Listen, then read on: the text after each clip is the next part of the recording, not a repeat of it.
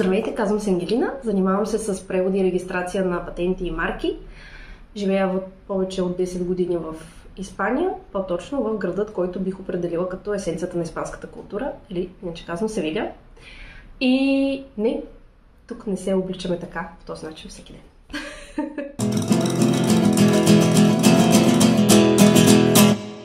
Защо е важно да учим чужди езици? Аз съм испански филолог по образование и ми е много трудно да съм безпристрастна към този въпрос. Според мен, накратко,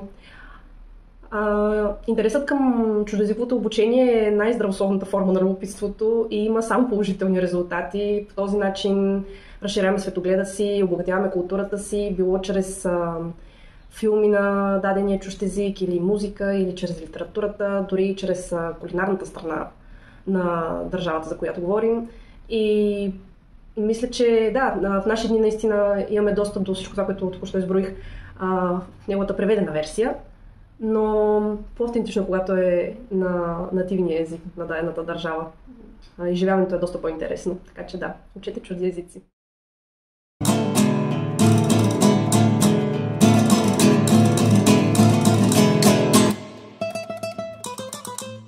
За моят опит с Bon Chance, аз не съм била ученичка на школата, за жалост.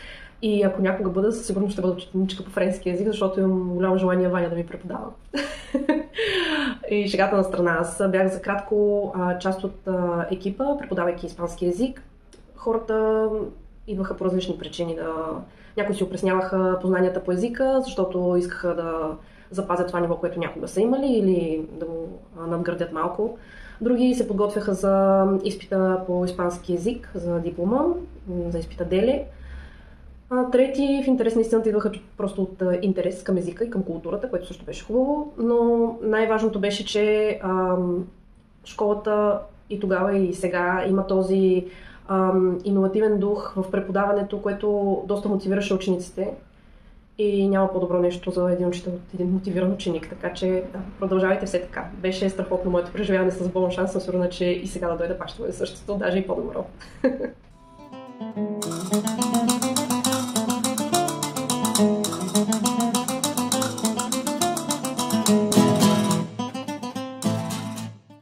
Интересни факти за испанската култура. Аз мога да говоря за Андалусия, за Севилия, защото аз живея тук, а Испания е доста голяма държава. И е време да разбия няколко мита. Един от тях е, че нон-стоп се пие сангрия. Това не е точно така. Сангрията не е толкова популярна напитка, най-вече се пие от хората, когато се организира барбекю или са на пикник. А когато ходим на ресторант си поръчваме по-скоро, или като сме в някой бар си поръчваме по-скоро Tinto de Verano. Препоръчвам ви да го погледнете в интернет и си го поръчате, когато дойдете тук. Андалусийците са мързеливи, това не е така. Те са също толкова работливи, колкото и останалите хора. Спят сиеста. Това също не е така. Никой няма време на обяд да спи сиеста, освен ако не си е вкъщи на дивана.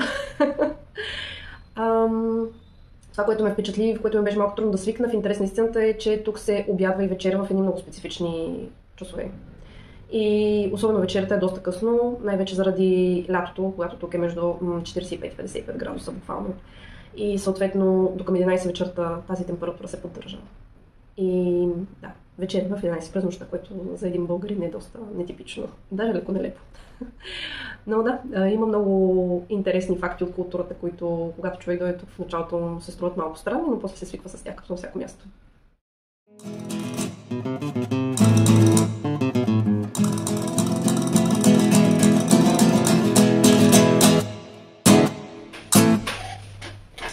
Любима дума и любима фраза, трудничко за мен, аз имам много любими испански думи и фрази, но ако трябва да се спра на една, тя би била "Te te quiten lo bailado", което буквално означава да ти отнемат изтанцуваното. И се прилага за моментите от живота, когато когато ние се изправяме пред трудна ситуация, но пък никой не може да ни отнеме радостта, с която сме живяли до този момент.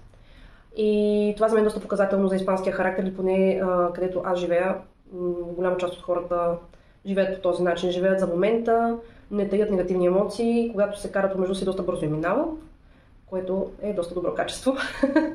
И ако мога да пожелая нещо на всички, които ще гледат това видео, живейте живота си с радост, учете чужди езици, обогатявайте културата си и киоските млова и лава.